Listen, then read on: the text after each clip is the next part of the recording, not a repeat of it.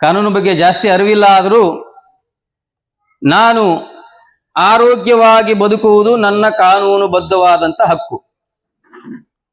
ಒಬ್ಬ ಮನುಷ್ಯ ಆರೋಗ್ಯವಾಗಿ ಬದುಕುವುದು ಅವನ ಕಾನೂನುಬದ್ಧ ಹಕ್ಕು. ನಮಗೆ ಏನಾದರೂ ಅನಾರೋಗ್ಯ ತರುವಂತ ಯಾವುದೇ ವಸ್ತು, ಯಾವುದೇ ತರಕಾರಿ, ಯಾವುದೇ ಆಗಿರಲಿ, ಅದರಲ್ಲಿ ಕಲಬೆರಕೆ ಇವತ್ತು ನಮಗೆ ಆರೋಗ್ಯ ಹದಗೆಡ್ತದೆ ಅಂತಂತಂದ್ರೆ, ನಾವು ಅನಾರೋಗ್ಯಕ್ಕೆ ಈಡಾಗ್ಲಕತ್ತೀವಿ ಅಂತಂದ್ರೆ ಅದಕ್ಕೆ ಮುಖ್ಯವಾದ ಕಾರಣಗಳು ಈ ಕಲಬೆರಕೆ ಆಹಾರಗಳು. ಕಲಬೆರಕೆ ಆಹಾರಗಳನ್ನು ತಿಂದು, ರಸ್ತೆ ಬದಿಯಲ್ಲಿ ಮಾರುವಂತ ಆಹಾರಗಳನ್ನು ತಿಂದು ಇವತ್ತು ನಾವು ಅನಾರೋಗ್ಯಕ್ಕೆ ತುತ್ತಾಗ್ತಾ ಇದೀವಿ.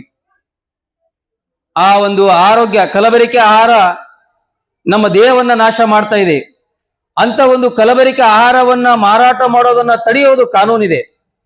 ಆಹಾರ ಮತ್ತು ಸಂಸ್ಕರಣಾ ಇಲಾಖೆ ಅಂತೇಳಿ, ಆಹಾರ ಸಂಸ್ಕರಣಾ ಇಲಾಖೆ ಇವರು ನಾವು ಏನೇ ಬಾಜಾರದಾಗ ತಗೊಳ್ಳಿ, ಏನೇ ಪ್ರತಿಯೊಂದು ಐಟಮ್ ಮಾರುವಂಥದ್ದಾಗಿರಲಿ, ಈ ಬೇಕರಿ ಐಟಮ್ಗಳಾಗಿರ್ಲಿ, ಕಿರಾಣಿ ಅಂಗಡಿಗಳಲ್ಲಿ ಮಾರುವಂತ ಎಣ್ಣೆಗಳಾಗಿರ್ಲಿ, ಬೆಲ್ಲ ಆಗಿರ್ಲಿ, ಸಕ್ಕರೆ ಆಗಿರ್ಲಿ, ಪ್ರತಿಯೊಂದನ್ನ ವೈಜ್ಞಾನಿಕವಾಗಿ ಪರೀಕ್ಷೆ ಮಾಡಿ ಆ ವ್ಯಕ್ತಿ ತಿನ್ನೋದಕ್ಕೆ ಅದು ಯೋಗ್ಯವಾಗಿದೆಯೋ ಇಲ್ಲವೋ ಅಂತೇಳಿ ಆ ಇಲಾಖೆ ಸರ್ಟಿಫಿಕೇಟ್ ಕೊಟ್ಟ ಮೇಲೆ ಅವ್ರು ಮಾರಾಟ ಮಾಡಬೇಕು.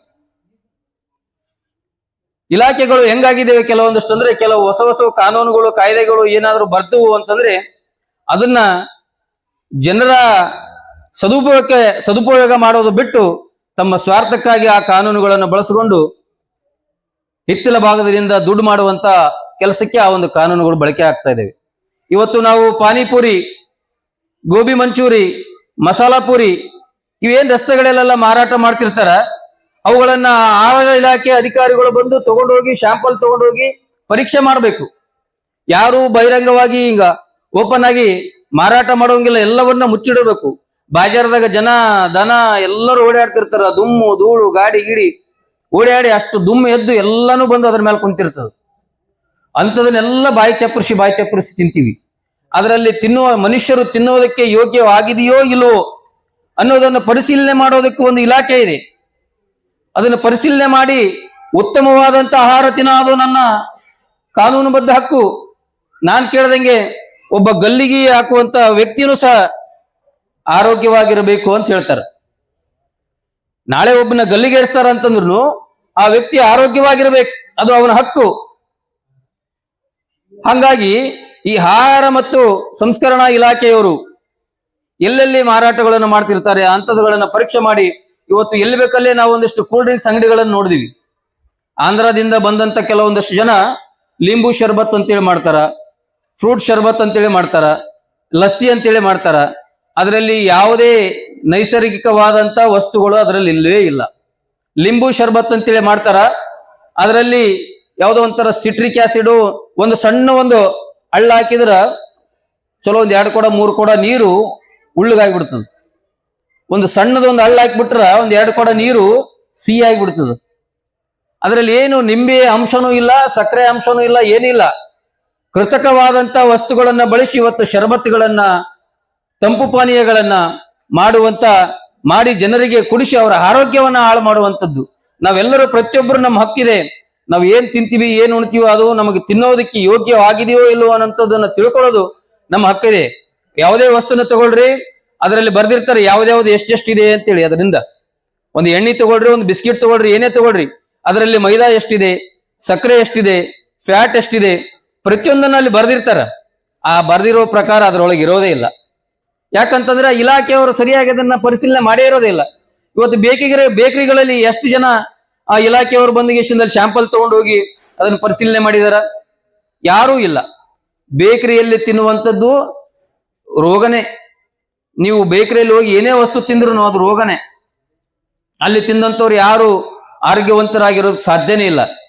ಆದ್ರೂ ಅದ್ರೊಳಗೆ ಏನ್ ಮಾಡ್ತಾರ ಅಂತಂದ್ರೆ ನಾಲಿಗೆ ರುಚಿ ಬರುವಷ್ಟು ಸ್ವಲ್ಪ ಹೆಚ್ಚಿಗೆ ಹಾಕ್ಬಿಡ್ತಾರ. ಅದನ್ನ ಒಬ್ಬ ವ್ಯಕ್ತಿ ಏನ್ ತಿನ್ಬೇಕು ಆ ಪ್ರಮಾಣಕ್ಕಿಂತ ಹೆಚ್ಚಿಗೆ ಹಾಕ್ಬಿಟ್ರೆ ಒಂದಿಷ್ಟು ನಾಲಿಗೆ ರುಚಿ ಬಂತಂತಂದ್ರೆ ಈ ಮಕ್ಕಳು ಕುರುಕುರೆ ಎಷ್ಟು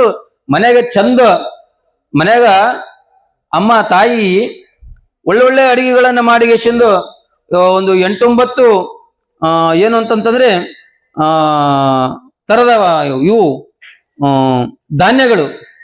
ಧಾನ್ಯಗಳನ್ನು ಸೇರಿಸಿ ಅದನ್ನ ಅಂಬಲಿ ಮಾಡಿ ಕಾಯಿಸಿರೋ ಮಕ್ಕಳು ಕುಡಿಯಂಗಿಲ್ಲ.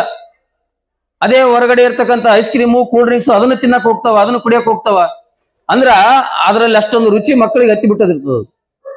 ಆ ಒಂದು ರುಚಿ ನಾವು ದಯಮಾಡಿ ನಮ್ಮ ಮಕ್ಕಳಿಗೆ ಯಾರು ಹತ್ರ ಕರೆದ್ರು ಚಿಂತೆ ಇಲ್ಲ. ಆ ಒಂದು ಕುರುಕುರಿ ಆಗಲಿ, ಚಾಕ್ಲೇಟ್ ಆಗಿರ್ಲಿ, ಕೆಲವೊಂದಿಷ್ಟು ಜನ ಪ್ರತಿಷ್ಠೆಗೆ ಕ್ಯಾಡ್ಬರಿ ಚಾಕ್ಲೇಟ್ ರೀ, ನನ್ನ ಮಗನಿಗೆ 50 ರೂಪಾಯಿಗೊಂದು, 100 ರೂಪಾಯಿಗೊಂದು ಚಾಕ್ಲೇಟ್ ತಿಂತ ನನ್ನ ಮಗ, 100 ರೂಪಾಯಿಗೊಂದು ಐಸ್ ಕ್ರೀಮ್ ತಿಂತ ನನ್ನ ಮಗ. ನಿನ್ನ ಮಗ 100 ರೂಪಾಯಿ ಕೊಟ್ಟು ಒಂದು ಐಸ್ ಕ್ರೀಮ್ ತಿಂದ್ರೆ ಅದಕ್ಕೆ 10,000 ರೂಪಾಯಿ ಖರ್ಚಾಗುವಷ್ಟು ಅನಾರೋಗ್ಯ ಅವನಿಗೆ ಬಂದಿರ್ತದೆ. ಇದನ್ನು ನಾವೆಲ್ಲರೂ ತಿಳ್ಕೊಬೇಕು. ಬಹಳ ಪ್ರತಿಷ್ಠೆ ಆಗಿದೆ ಅಂತ ತಗೊಳ್ಬಾರ್ದು. ಮತ್ತೆ ಪ್ರತಿಷ್ಠೆಯಾಗಿ ತಗೊಳ್ಳೋದು ಇನ್ನೊಂದು ಏನಂತಂದ್ರೆ ಶಿಕ್ಷಣ ವಿಚಾರವಾಗಿ ಅದನ್ನು ಇಂಗ್ಲಿಷ್ ಮೀಡಿಯಂ. ಕನ್ನಡ ಪರ ಹೋರಾಟಗಾರನಾಗಿ ನಾನು ಶುದ್ಧ ಆಗ್ಬೇಕು. ಯಾಕಂದ್ರೆ ನನ್ನ ಮಕ್ಕಳಿಗೆ ನಾ ಯಾವುದೋ ಕಾನ್ವೆಂಟ್ ಶಾಲೆಗೆ ಸೇರಿಸಿ ಇಲ್ಲಿ ಬಂದ ಗೇಶಿನ ನಿಮ್ಮ ಮಕ್ಕಳಿಗೆ ಕನ್ನಡ ಶಾಲೆಗೆ ಸೇರಿಸಿ ಭಾಷಣ ಬಿಗಿದ್ರೆ ನಾಳೆ ಒಂದಿನ ನಿಮ್ಗೆ ಗೊತ್ತಾಗ್ತದ, ಬಾರಪ್ಪ ಇಲ್ಲಿ ಈ ವ್ಯಾನ್ಯಾಗ ಹೊಂಟಳಲಿಕ್ಕೆ ಯಾರು ಅಂತ ಕೇಳ್ತೀನಿ. ಈ ವ್ಯಾನ್ಯಾಗ ಹೋಗೋದು, ಫೀಸ್ ಕಟ್ಟೋದು ಇವೆಲ್ಲ ಬಹಳ ಪ್ರತಿಷ್ಠೆ. ಬೀಗರ ಮುಂದೆ, ವಾದರ ಮುಂದೆ, ಬಂದರ ಮುಂದೆ ಹೇಳ್ತಿರ್ತಾರ. ನನ್ನ ಮಗಳಿಗ್ರಿ ವರ್ಷಿಗೆ ₹1,00,000 ವ್ಯಾನ್ ಮನೆ ಮುಂದೆ. ಸೀದಾ ವ್ಯಾನ್ಯಂದ ಇಳಿಬೇಕು, ಮನೆಗೆ ಹೋಗ್ಬೇಕು, ವ್ಯಾನ್ಯಂದ ಇರ್ಬೇಕು, ಸೀದಾ ಶಾಲೆಗೆ ಹೋಗ್ಬೇಕು. ಬಂದರ ಮುಂದೆ, ವಾದರ ಮುಂದೆ, ಬೀಗರ ಮುಂದೆ ಬಾವಿ ಈಗ LKG ರೀ ₹1,00,000 ಕೊಟ್ಟಿ ನೋಡ್ರಿ. ವ್ಯಾನ್ ಮನೆ ಮುಂದೆ ಬರ್ತದ. ಹೇಳು ಅಂಕಲ್ ಮುಂದೆ ಹೇಳು, ಆಂಟಿ ಮುಂದೆ ಹೇಳು, ಒಂದು ಏನ್ ಹೇಳ್ತಾರ ಅಂತ ಕೇಳ್ಬೇಕು ಅವ್ರಿಗೆ. ರೈಮ್ಸ್ ಹೇಳ್ತಾರ್ರಿ, ಅಂದ್ರೆ ಶಿಶುಗೀತೆಗಳು. ಹೇಳು ಯಾವುದು? Johnny Johnny yes papa, eating sugar no papa. ಇನ್ನೊಂದು ರೈಮ್ಸ್. ಅವ್ ಬೀಗರ ಮುಂದೆ ಅವ್ರಿಗೆ ಚಾ ಇಲ್ಲ, ನೀರಿಲ್ಲ, ಕುಡ್ರಿ ಅನ್ನಲ್ಲ, ತಿನ್ನೋದಿಲ್ಲ. ಮೊದಲು ಅವಕು ನನ್ನ ಮಕ್ಕಳಿಗೆ ₹1,00,000 UKG. ಹೇಳು ಇನ್ನೊಂದು ರೈಮ್ಸ್. ರೇನ್ ರೇನ್ ಗೋ ಅವೇ ಅಂತ ಯಾವುದೋ ಒಂದು ರೈಮ್ಸ್. ರೇನ್ ರೇನ್ ಗೋ ಅವೇ. ಏನು ಸಂಸ್ಕೃತಿ, ನಮ್ಮ ಸಂಸ್ಕೃತಿ, ಕನ್ನಡ ನೆಲದ ಸಂಸ್ಕೃತಿ ಎಂತದ್ದು ಅಂತಂದ್ರೆ ರೇನ್ ರೇನ್ ಗೋ ಅವೇ ಅಲ್ಲ. ಅಂದ್ರೆ ಮಳೆ ಮಳೆ ನೀ ಬರಬೇಡ, ಆ ಕಡೆ ಹೋಗಿ ರೈತರು ಗೀತರು ಎಲ್ಲ ಆತ್ಮಹತ್ಯೆ ಮಾಡ್ಕೊಂಡು ಸಾಯ್ಲಿ, ನೀ ಬರ್ಲಕ್ ಹೋಗ್ಬೇಡ, ಆ ಕಡೆ ಹೋಗ್ಬಿಡು ಅಂತಂದಂಗ ಅದ. ರೇನ್ ರೇನ್ ಗೋ ಅವೇ ಅಂದ್ರೆ ಬರಬೇಡ ಮಳೆ ಅಂದಂಗ. ನಮ್ಮ ಸಂಸ್ಕೃತಿ, ನೆಲದ ಸಂಸ್ಕೃತಿ ಅದಲ್ಲ. ಯಾವುದು ನಮ್ಮ ಸಂಸ್ಕೃತಿ? ಹುಯ್ಯೋ ಹುಯ್ಯೋ ಮಳೆರಾಯ, ಹೂವಿನ ತೋಟಕ್ಕೆ ನೀರಿಲ್ಲ.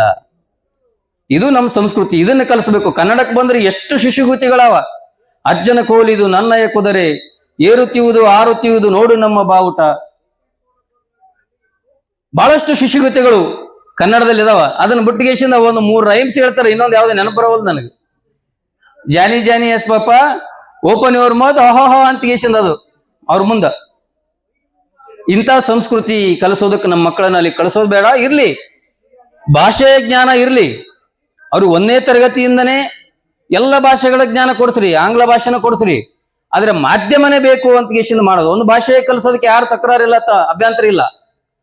ಅದಕ್ಕೂ ಮಾಧ್ಯಮನೇ ಬೇಕಂತಿಲ್ಲ. ಆಂಗ್ಲ ಮಾಧ್ಯಮದಲ್ಲೇ ಕಲಿಸ್ಬೇಕಂತಿಲ್ಲ. ಕನ್ನಡ ಮಾಧ್ಯಮದಾಗೂ ಈಗ 1ನೇ ತರಗತಿಯಿಂದ ಇಂಗ್ಲಿಷ್ ಕಲಿಸ್ತಾರ, ತೊಂದರೆ ಇಲ್ಲ, ಕಲಿಬಹುದು.